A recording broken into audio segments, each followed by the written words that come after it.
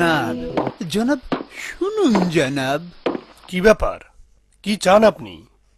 আপনি কি দয়া করে আমার জন্য এইটুকু কাজ করবেন? সম্রাট যেন এইবারের মতো আমাকে তার খাজনা থেকে রেহাই দেন।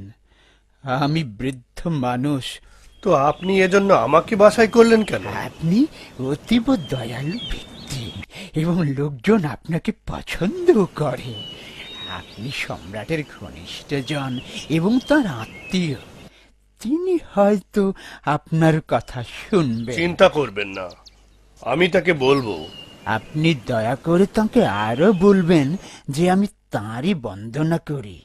এতে হয়তো তার মন গলবে। তার বন্দনা করে? কি দুর্বল মন! সে কি করে একজন মানুষের পূজা করে? ক্ষমা করো প্রভু, ইবাদতের যোগ্য তো কেবল তুমি। তুমি ছাড়া আর কারো উপাসনা করা চলে না। ভেতরে আসুন জনাব। সম্রাট কি জেগে আছেন? জি জনাব, ক্ষণপূর্বে মুসা এসেছিলেন, ইমরানের পুত্র, হারুনের ভাই। অদ্ভুত রকম দাবি তার। বললেন তিনি নাকি কি যেন এক আল্লাহর নবী। মুসা?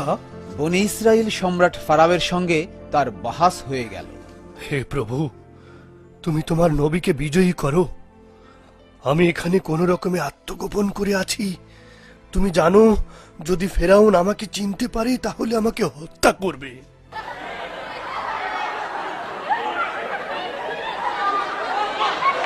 তুমি যদি সত্যি নবী হয়ে থাকো তাহলে নিশ্চয়ই তোমার কিছু অলৌকিক ক্ষমতা আছে। কই সেরকম কিছু আমাদের দেখাও।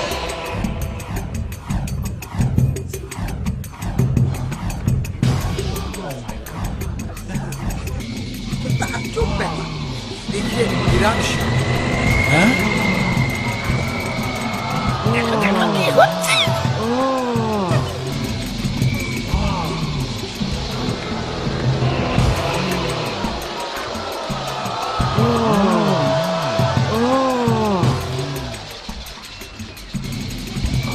বাবারি দেখো না কি হচ্ছে।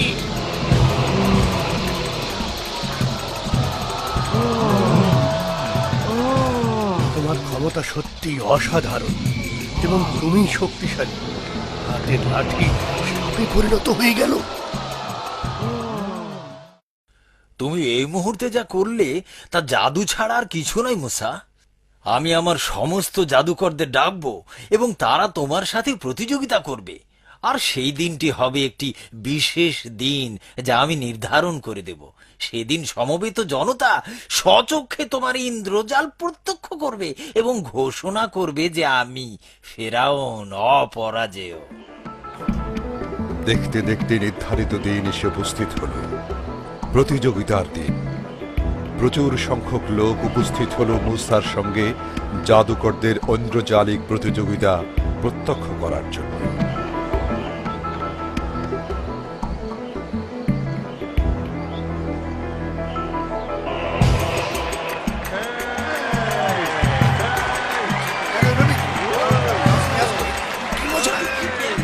জাদু হবে, জাদু দেখবো।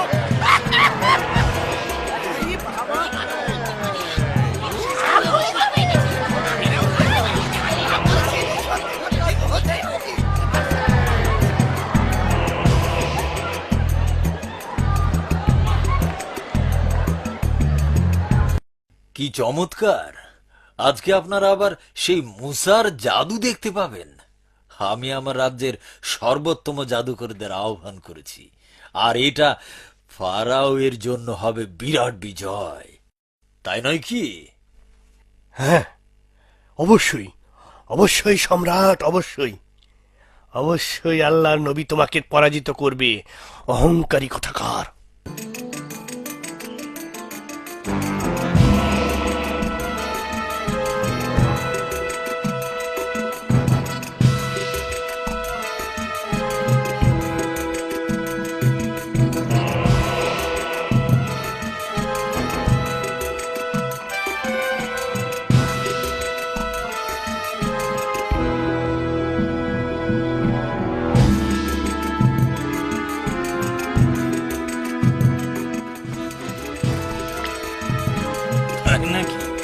করো।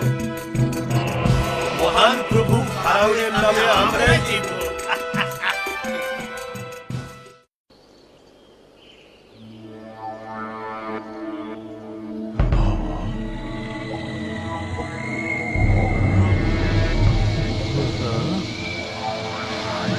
কি অদ্ভুত ব্যাপার।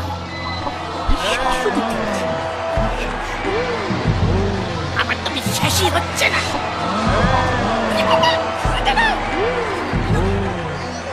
আমি এখনো বিশ্বাস করতে পারছি না, কিভাবে সম্ভব? এটা অন্য সাপদের খেয়ে ফেলছে। ওটা মুসার সাপ। এটা কি করে ঘটলো? শুকরিয়া সেই মহান প্রভু, যিনি তার নবীকে বিজয়ী করেছেন এবং মানুষকে তার অলৌকিক ক্ষমতা দেখিয়েছেন। আমরা মুসা আর হারুনের আল্লাহতে বিশ্বাস করি। আমরা মুসা আর হারুনের আল্লাহতে বিশ্বাস করি। তোমরা আল্লাহতে বিশ্বাস করো আমার অনুমতি না নিয়েই? এগুলি সব সাজানো এবং সেই তোমাদের সব শিখিয়ে পড়িয়ে দিয়েছে। আমি এটা কিছুতেই গ্রহণ করব না। এসব মুসার পরিকল্পনায় হয়েছে। এদেরকে বন্দি করো এবং হাত কেটে দাও, তারপর খেজুর গাছের সাথে বেঁধে শুকিয়ে মারো। আমাকে অবিশ্বাস করার এটাই সর্বোত্তম শাস্তি। তাদেরকে তুমি সাহায্য করো প্রভু, কারণ ওরা তোমাতে ঈমান এনেছে। হ্যাঁ হ্যাঁ, চলো চলো চলো বলছি।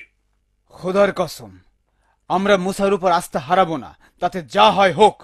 সম্ভবত আল্লাহ আমাদের ক্ষমা করবেন, কারণ এতদিন তুমি আমাদেরকে অন্যায় করতে বাধ্য করেছো।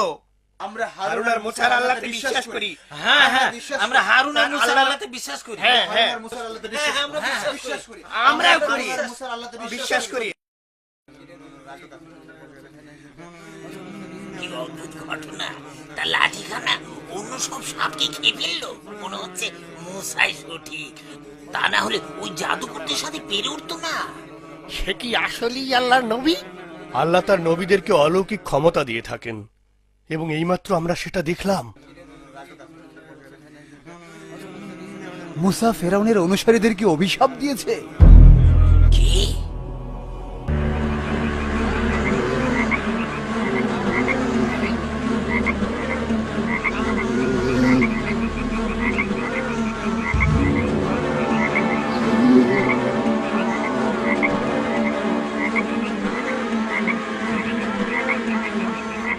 এটা মুসার অভিশাপ।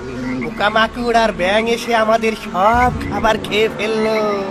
আরে আমাদের খাবার বলতে কিছু রইলো না।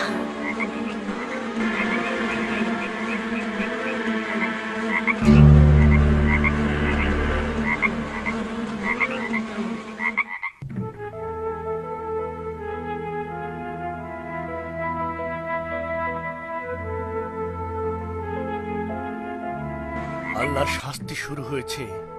এটা মুসার অভিশাপ। তুমি আমাদের দয়া করো প্রভু এবং মুসাকে সাহায্য করো।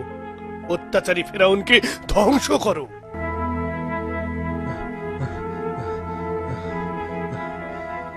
জনাব, সম্রাট আপনাকে ডেকে পাঠিয়েছেন। কি ব্যাপার? মুসার অভিশাপ তাকে ধরেছে, তার সব অনুসারীকেও ধরেছে। তারা পানি পান করতে নিলে তার রক্তে পরিণত হয়ে যাচ্ছে। বলেন কি? হ্যাঁ, যতবারই তিনি আর তার লোকজন পানি পান করতে গেছেন ততবারই তা রক্তে পরিণত হয়ে গেছে। ভয়ানক এক অবস্থা। তারা এখন পানি পিপাসায় মরতে বসেছে।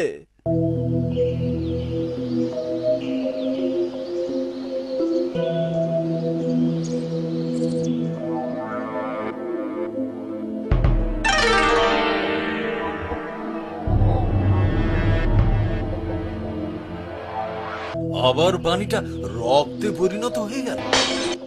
এটা মুসার জাদু। আমি এখন কি করি? আমার মনে হয় মুসা থেকে আমাদের মুক্তি ঠিক, পাওয়া উচিত। তুমি যথার্থ বলেছ। আমাদেরকে মুসা থেকে মুক্ত হতে হবে। আমরা তাকে হত্যা করব। সৈনিকদের খবর দাও এবং বলো যে আমি মুসার খণ্ডিত মস্তক চাই। না, আমি আর নীরব থাকবো না। আমি মুসাকে হত্যা করতে দেব না। এতে তোমার বিপদ আরো বাড়বে, বই কমবে না।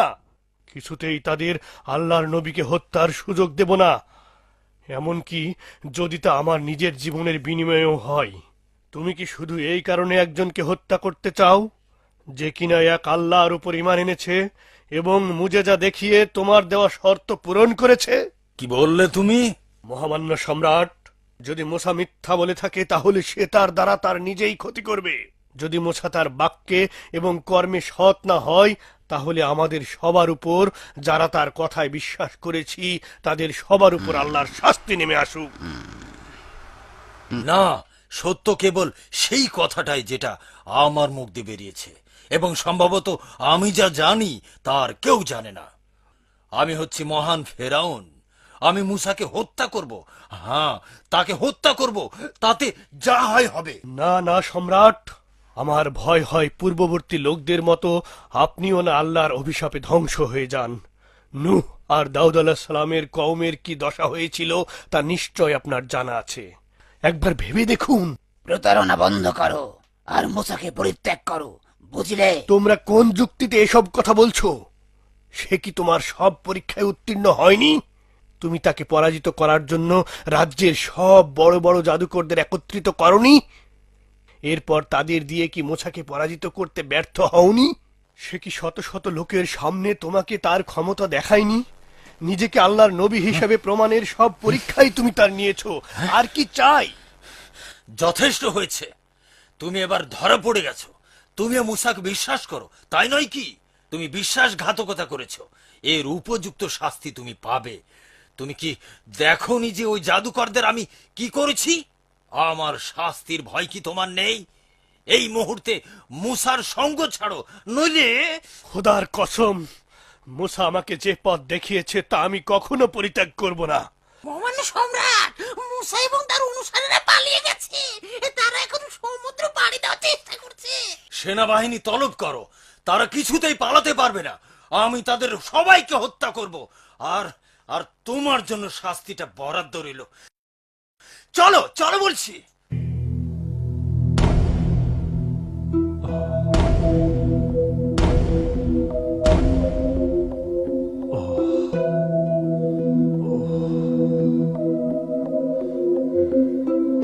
হে মালিক, তোমার নবীকে রক্ষা করো এবং ফেরাউনকে দমন করো।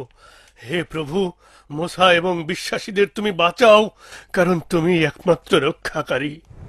তুমি এমন কিছু করো যাতে তারা মুসা এবং তার অনুসারীদের ধরতে সক্ষম না হয়।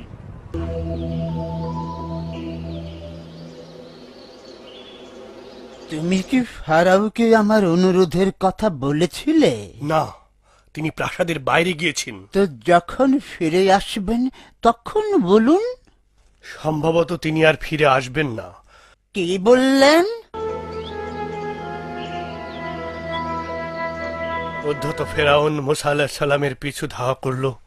মুসা আলাইহিস সালাম মুজেজা দিয়ে ঠিকই সাগরের মাঝখানে পানি ভেঙে রাস্তা করে পার হয়ে গেল, কিন্তু ফেরাউন তাকে অনুসরণ করতে গিয়ে সদল বলে সেখানে ডুবে মরল।